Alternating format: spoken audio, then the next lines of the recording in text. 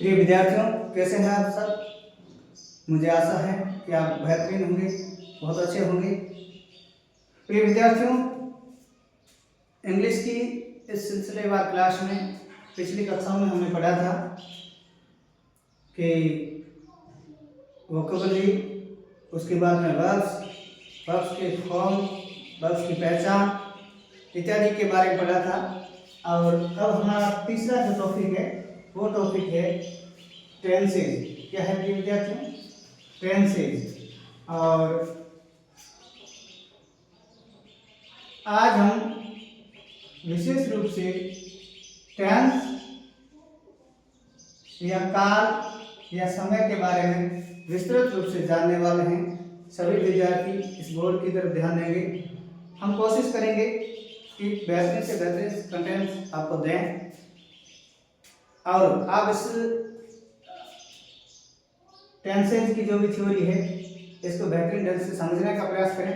किसी प्रकार का किसी भी विद्यार्थी के दिल और दिमाग में डाउट है तो डाउट ना रखें, मुझे पूछें, मुझे बताएं कि ये चीज़ें समझ में आएगी, ताकि आपकी हर समस्या का समाधान किया जाएगा।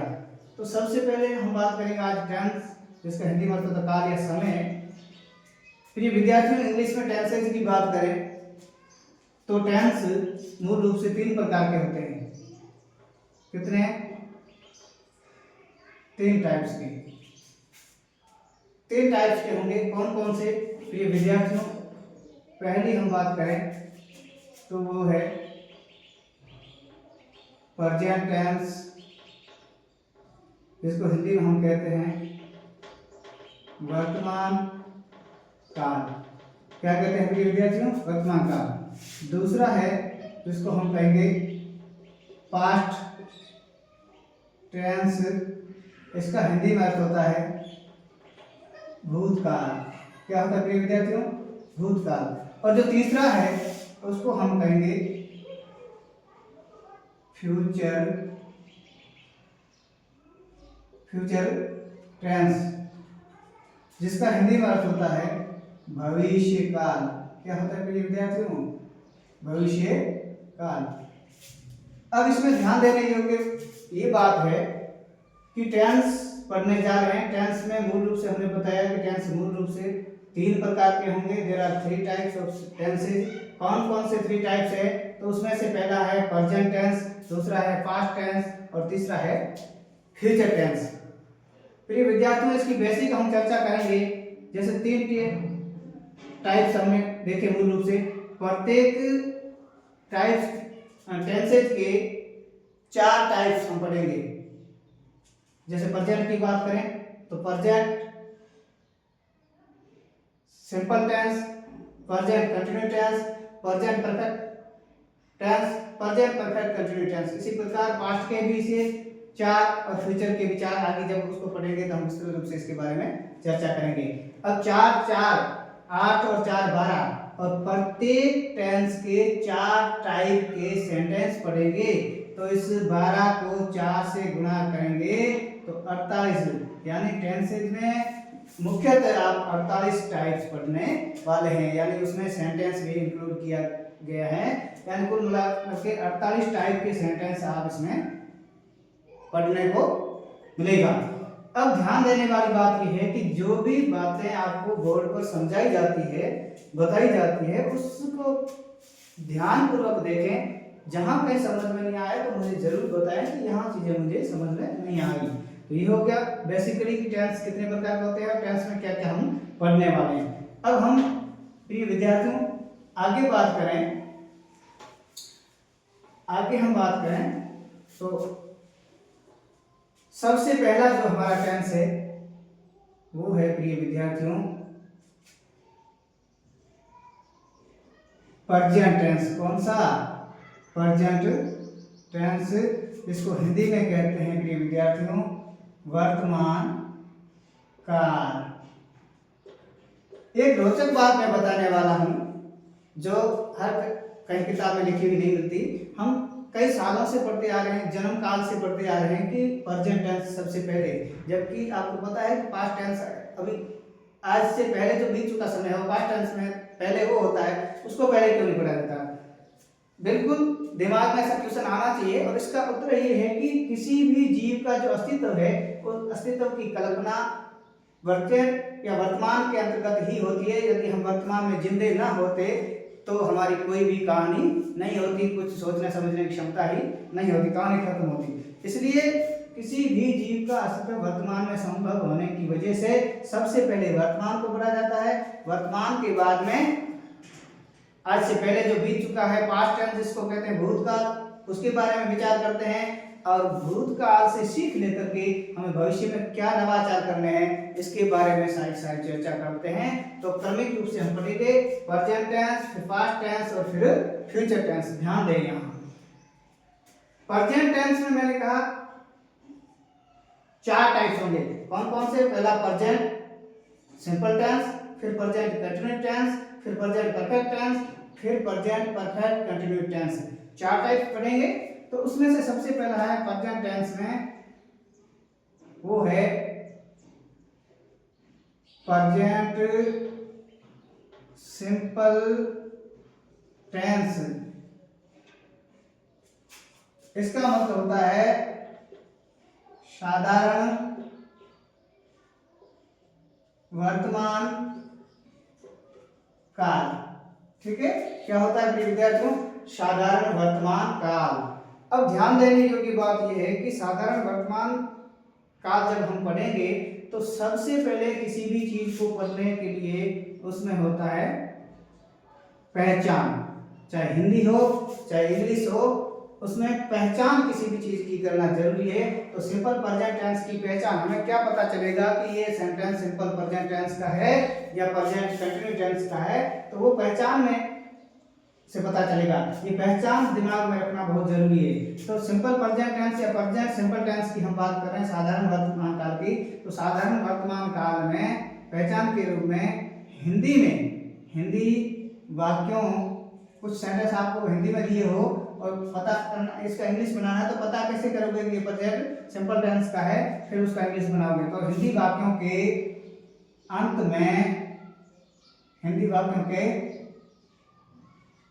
में ता है, ती है, ते हैं इत्यादि शब्द आते हैं तो वह वाक्य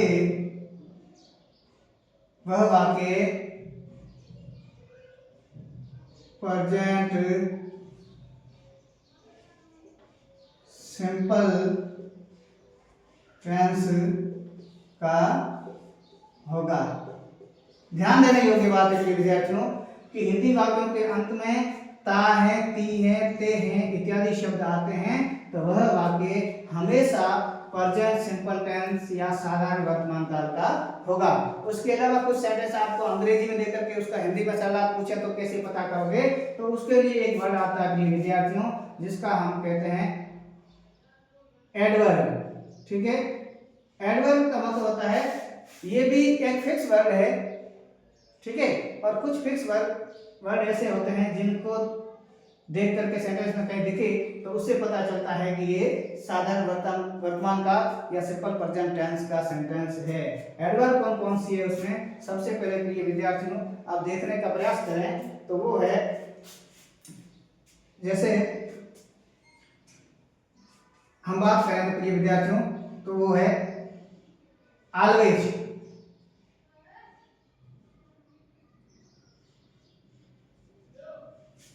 ऑलवेज, ठीक है। यदि किसी सेंटेंस में इंग्लिश में ऑलवेज आपको दिखाई दे, इसका मतलब हुआ ये कि वो सेंटेंस आपका सिंपल प्रेजेंट टेंस या प्रेजेंट सिंपल टेंस का है, ध्यान रखना। उसके अलावा समटाइम्स के अलावा ऑफन, ठीक है, ऑलवेज, समटाइम, ऑफन, डेली और डेली के अलावा जैसे हम बात करें तो नेवर, ठीक है, नेवर। और नेवर के अलावा हम बात करें तो यूजुअली, क्या प्रिय विद्यार्थियों, यूजुअली, ईच। यानी इंग्लिश के सेंटेंस में आपको ऑलवेज दिखाई दे, समटाइम्स दिखाई दे, ऑफन दिखाई दे, डेली दिखाई दे, नेवर दिखाई दे, यूजुअली दिखाई दे, तो इन शब्दों से हम पहचान सकते हैं कि ये सेंटेंस प्रेजेंट सिंपल टेंस या साधारण वर्तमान काल का है। यहां तक क्लियर है? अब ध्यान दें बच्चों, अब आगे हम बात करेंगे कि कुछ ऐसे प्रकृति में कार्य होते हैं, उन कार्यों को हमेशा हमेशा प्रेजेंट सिंपल टेंस के अंतर्गत रखा गया है। एक बात नहीं मैं बता रहा हूं कि प्रेजेंट सिंपल टेंस कहो या प्रेजेंट अफर्मेटिव कहो, या ये सारी एक ही बात होती है ना। अब ध्यान दो, अब हम बात करते हैं कुछ ऐसी चीजें होती है जिनको हमेशा प्रेजेंट सिंपल टेंस के अंतर्गत उल्लेखित किया जाता है। कौन कौन से? जैसे एक नंबर है, ध्यान देना, रोज होने वाले कार्य, रोज होने वाले कार्य, रोज होने वाले कार्य जितने भी है वो सारे सारे सिंपल प्रेजेंट टेंस या प्रेजेंट सिंपल टेंस के अंतर्गत आते हैं। दूसरा, ये ध्यान देना, मूल रूप से यही है, और ऐसे सेंटेंस अक्सर कई बार एग्जाम में पूछे जाते हैं।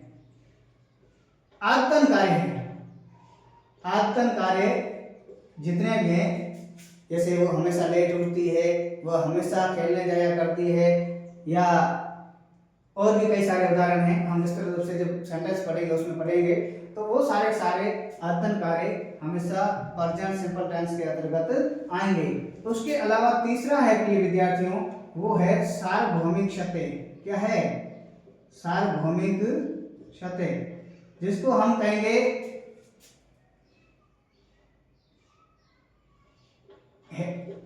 यूनिवर्सल। क्या कहेंगे प्रिय विद्यार्थियों? यूनिवर्सल ट्रूथ, ठीक है। यूनिवर्सल ट्रूथ का मतलब सार्वभौमिक शर्तें जो भी है वो कार्य सारे सारे किसमें आएंगे? इस प्रेजेंट सिंपल टेंस में आएंगे। आदतन कार्यों को हम इंग्लिश में हैबिचुअल कहते हैं, हैबिचुअल वर्क, ठीक है। हैबिचुअल वर्क जितने भी है वो सारे सारे, और ये इसको हम कहेंगे डेली रूटीन वाले, ठीक है, डेली होने वाले कार्य। और उसके अलावा चौथा है वो है स्थायी, स्थायी तथ्य, जिस तथ्य को बदला नहीं जा सकता, ठीक है, वो कहलाते हैं परमानेंट। क्या कहलाते हैं? परमानेंट। परमानेंट फैक्ट है वो सारे सारे किसमें आएंगे विद्यार्थियों? वो सारे सारे permanent fact present simple tense के अंतर्गत आते हैं। ध्यान देना, जो मैं बोर्ड पर लिख रहा हूँ ये सारी सारी कॉपी आपकी नोटबुक में लिखी हुई होनी चाहिए। ये लिखना अति आवश्यक इसलिए है क्योंकि इनको नहीं लिखोगे तो दूसरे दिन सारी सारी चीजें आपके दिमाग से डिलीट हो जाएगी और आपको कुछ भी समझ में नहीं आएगा। इसलिए इन चीजों को अपनी नोटबुक में नोट करके रखें, और नोट करने के बाद में डेली घर जाकर के पढ़ें। जहां भी समस्या आए तो मुझे दूसरी क्लास में, नेक्स्ट क्लास में आकर के पूछें, ताकि मैं बता पाऊं कि आपको कौन कौन सी चीजें समझ में नहीं आई। ओके प्रिय विद्यार्थी, यहाँ तक हो गया। अब हम आगे चलते हैं, अब हम आगे चलते हैं। आगे क्या है ध्यान दें। आगे की हम बात करें प्रिय विद्यार्थियों, यहां तक हमारा प्रेजेंट सिंपल टेंस हो गया। अब प्रेजेंट सिंपल टेंस की पहचान के बाद में होता है प्रेजेंट सिंपल टेंस, ठीक है। प्रेजेंट सिंपल टेंस में पहचान के बाद होता है प्रिय विद्यार्थियों, वो होता है फॉर्मूला। हम एक सूत्र लेकर के चलते हैं, क्योंकि सूत्र सेंटेंस का शॉर्ट फॉर्म होता है और शॉर्ट फॉर्म दिमाग में जल्दी सेट होती है। इसलिए सूत्र आप समझ गए, फॉर्मूला समझ गए, तो कभी भी आप इंग्लिश का सेंटेंस हिंदी में बनाते समय गलती नहीं करोगे, हिंदी के सेंटेंस का इंग्लिश ट्रांसलेट करते समय कभी गलती नहीं करोगे, इस बात का आप विशेष ध्यान रखें। प्रेजेंट सिंपल टेंस की बात करेंगे तो उसमें हमने कहा कि 4 टाइप्स सेंटेंस होंगे, प्रत्येक टेंसेस के या प्रत्येक टेंस के पार्ट के 4 टाइप के सेंटेंस होंगे। पहला होगा वो होगा सिंपल सेंटेंस या अफर्मेटिव सेंटेंस या पॉजिटिव सेंटेंस इसको कहते हैं, इसको हम कहेंगे साधारण वाक्य, इसको हम क्या कहेंगे, साधारण वाक्य। दूसरा प्रिय विद्यार्थी पढ़ेंगे, वो पढ़ेंगे नेगेटिव सेंटेंस, ठीक है। नेगेटिव सेंटेंस को हम कहेंगे नकारात्मक वाक्य। तीसरा हम पढ़ेंगे वो होगा इंटेरोगेटिव, क्या होगा, इंट्रोगेटिव सेंटेंस, ठीक है। इंट्रोगेटिव सेंटेंस का मतलब होता है कि विद्यार्थियों प्रश्नवाचक वाक्य, क्या होता है कि विद्यार्थियों, प्रश्नवाचक वाक्य। और चौथा टाइप है या 4 टाइप है, वो है हमारा इंटेरोगेटिव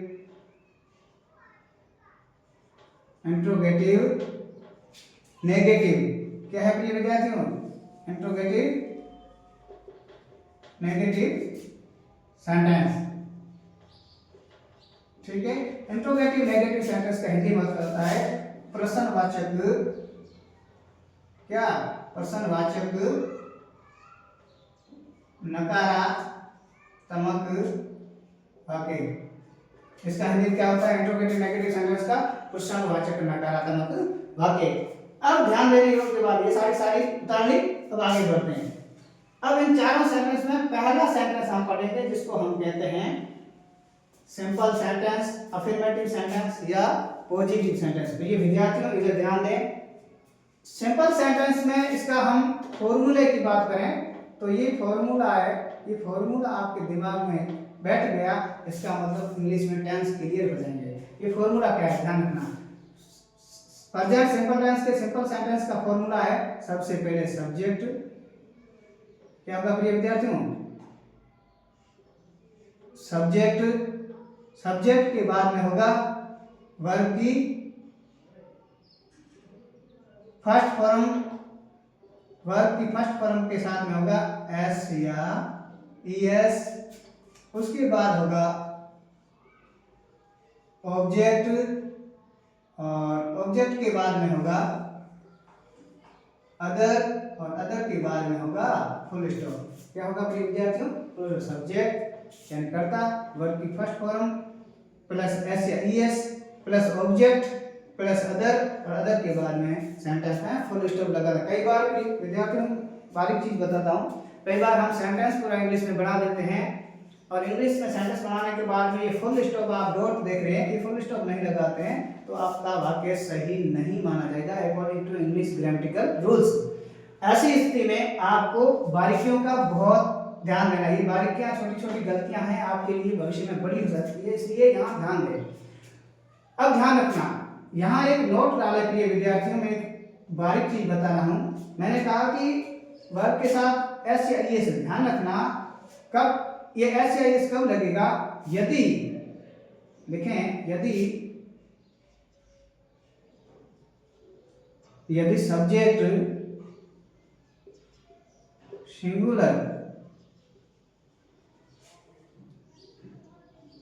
सिंगुलर नाउन का मतलब होता है एक वचन करता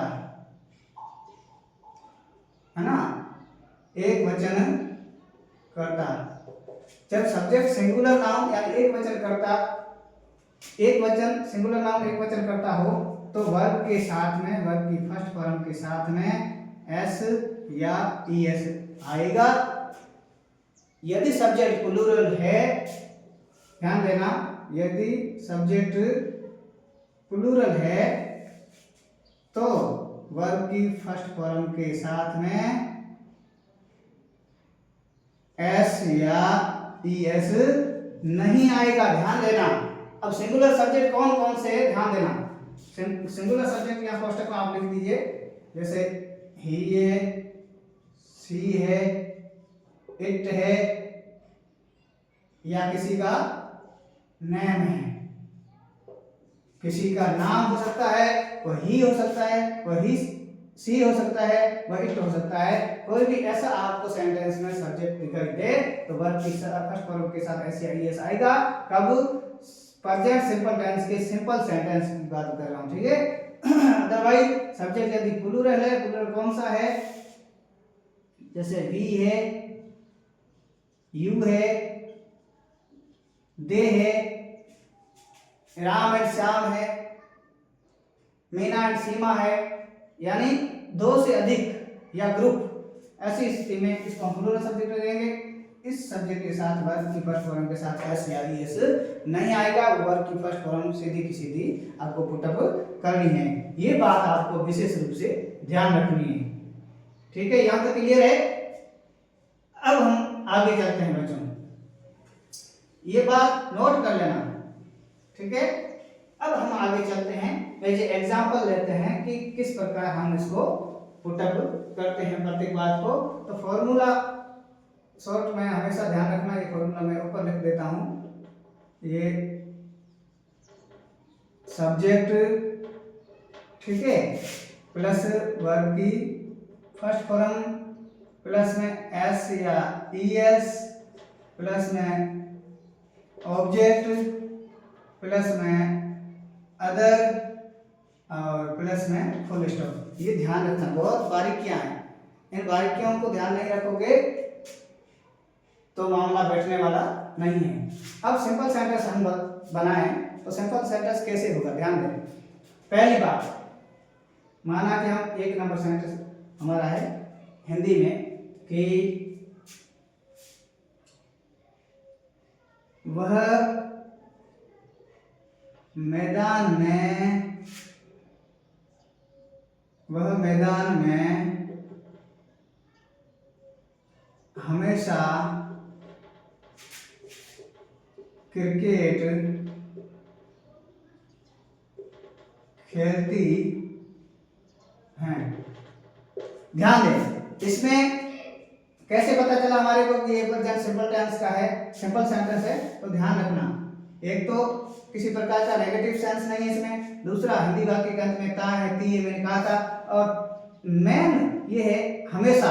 ये हमेशा एक एडवर्ब है प्रेजेंट सिंपल टेंस की, ये जहां भी आएगा हमेशा तो प्रेजेंट सिंपल टेंस का सेंटेंस ही होगा। अब ध्यान देना, जैसे हमने इसमें कहा कि सबसे पहले हम इसकी फॉर्मूले के हिसाब से पहचान करेंगे। पहचान क्या, सब्जेक्ट क्या है यहाँ इसमें, वह, ये मैदान क्या है, ये अदर है प्रिय विद्यार्थियों, ये हमेशा क्या है, ये एडवर्ब है, ठीक है।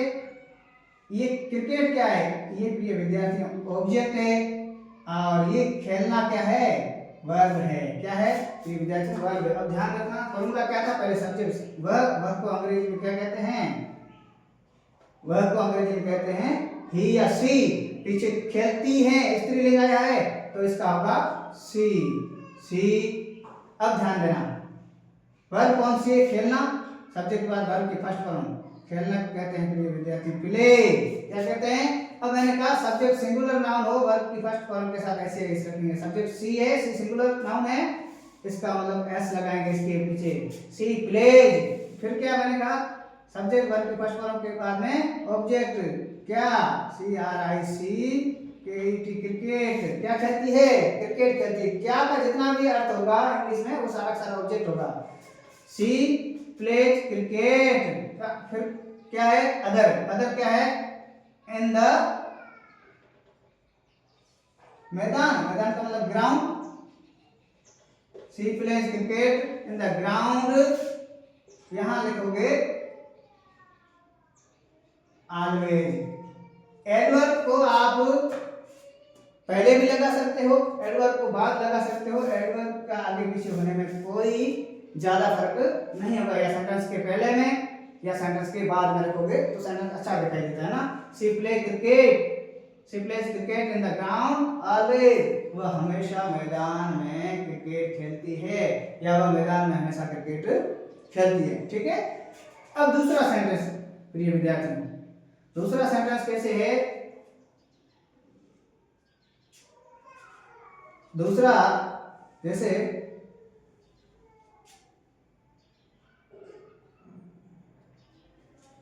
जैसे उदाहरण के तौर पर रमेश कक्षा में पत्र लिखता है। दूसरा सेंटेंस क्या है? रमेश कक्षा में पत्र लिखता है। ध्यान रखना, रमेश क्या है? सब्जेक्ट कहने का पहले पहचान करोगे तो गलती नहीं करोगे। रमेश सब्जेक्ट है, कक्षा क्या है? अदर है, प्लेस जो भी है अदर में आएगा। पत्र क्या है? ऑब्जेक्ट है, और लिखना क्या है? वर्ब है। तो वही फॉर्मूला, सबसे पहले सब्जेक्ट अंग्रेजी में लिखेंगे इसको रमेश। रमेश सब्जेक्ट के बाद क्या लिखेंगे? वर्ब की फर्स्ट फॉर्म। लिखने को क्या कहते हैं प्रिय विद्यार्थियों? राइट। ध्यान रखना, अब वर्ब के अंत में ई पहले आ चुका है तो इसके साथ में एस लगेगा। रमेश राइट्स क्या लिखता है? फिर ऑब्जेक्ट अ लेटर। ठीक है, रमेश राइट्स अ लेटर कहाँ? इन द क्लास। ये अंदर आ गया और उसके बाद फुल स्टॉप। ठीक है, Ramesh writes a letter in the class. Ramesh कक्षा में पत्र लिखता है। यहां तक कोई डाउट? अब ध्यान देना आगे, तीसरा सेंटेंस हम लेंगे। तीसरा सेंटेंस क्या लेंगे? तीसरा सेंटेंस कौन सा लेंगे प्रिय विद्यार्थियों? तीसरा सेंटेंस है वह आप दे सकते हो कि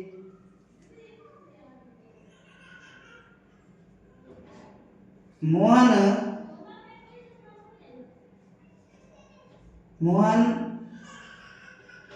आम खाता है। तीसरा सेंटेंस हमने ले लिया समझने के तौर पर एग्जाम्पल, मोहन आम खाता है। तो सबसे पहले सब्जेक्ट ऑब्जेक्ट वर्ब की फर्स्ट फॉर्म पहचान होना चाहिए। ठीक है, ये ध्यान देना। ये पहचान हो गई, इसका मतलब आप गलती नहीं करोगे। तो फॉर्मूला में सबसे पहले क्या सब्जेक्ट है? सब्जेक्ट हमारा क्या है? सब्जेक्ट हमारा है प्रिय विद्यार्थियों वो है मोहन। मोहन के बाद में वर्ब क्या है? खाना, और खाने को क्या कहते हैं? ईट। ठीक है, मोहन एक वचन है, मोहन ईट्स। ऑब्जेक्ट आएगा, ऑब्जेक्ट क्या है हमारा? मैंगो। और उसके बाद अदर कुछ है नहीं तो अदर लिखना नहीं है, फुल स्टॉप लगा दिए। मोहन ईट्स मैंगो, मोहन आम खाता है। यहां तक हो गया प्रिय विद्यार्थियों। अब ध्यान दें, चौथा सेंटेंस। चौथा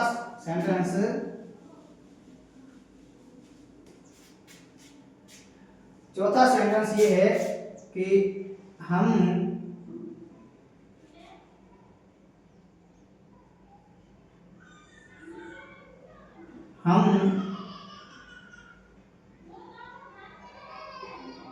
शाम को बाजार जाते हैं। चौथा सेंटेंस क्या है विद्यार्थियों? हम शाम को बाजार जाते हैं, यानी आयतन कार्य है। डेली हमारी आदत पड़ती है हम बाजार जाते हैं, तो देखेंगे आयतन कार्य करने का प्रेजेंट सिंपल टेंस के अंतर्गत आएंगे। ठीक है, तो सब्जेक्ट क्या है? सबसे पहले पहचान, सब्जेक्ट हम, शाम क्या है? अदर, टाइम प्लेस वगैरह सारे अदर में आएंगे। और ये बाजार क्या है? ये भी प्लेस है। ठीक है, तो ये भी अदर में आएंगे ना। शाम को बाजार ये पूरा पूरा अदर है, और ये क्या है? वर्ब है।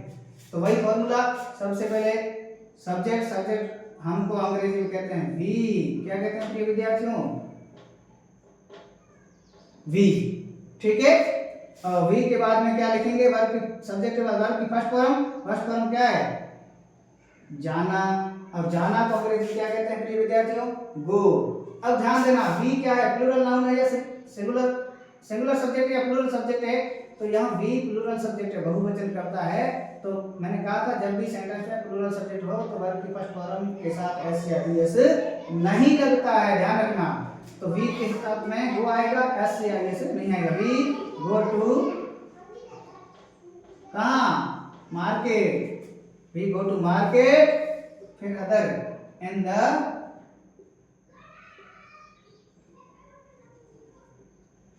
Evening, we go to market in the evening, हम शाम को बाजार जाते हैं। ये हो गया हमारा चौथा सेंटेंस के लिए विद्यार्थी, ठीक है। यानी आज हमने टेंसेज की चर्चा की, टेंसेज में कितने टाइप्स होते हैं उसके बारे में चर्चा की, बेसिक चीजें थी उसको जानने का प्रयास किया, और फिर हमने प्रेजेंट सिंपल टेंस के पहचान के बारे में पता किया, और उसके बाद में प्रेजेंट सिंपल टेंस के सिंपल सेंटेंस के बारे में चर्चा किया, जिसमें हमने 4 प्रकार के सेंटेंस लिख करके यहाँ आपको समझाने का प्रयास किया। अब किसी भी विद्यार्थी को कोई डाउट रहे तो आप निश्चित रूप से मुझे पूछ सकते हैं, नहीं तो नेक्स्ट मिलेंगे तब प्रेजेंट सिंपल टेंस का जो नेगेटिव सेंटेंस है उसके बारे में विस्तृत रूप से जानेंगे। कल प्रत्येक विद्यार्थी घर जाकर के 4 इस टाइप के सेंटेंस मुझे बना करके बताएगा, चाहे गलत हो चाहे सही हो, उसकी चर्चा हम बाद में करेंगे। किसी का सही होता है तो बहुत अच्छी बात है, यदि नहीं होता है तो कहाँ गलती हुई है ये मुझे समझ में आ जाएगा, और मैं आपको दोबारा वहां से करेक्शन कराने का पूरा प्रयास करूंगा। आज के लिए बस इतना ही, धन्यवाद।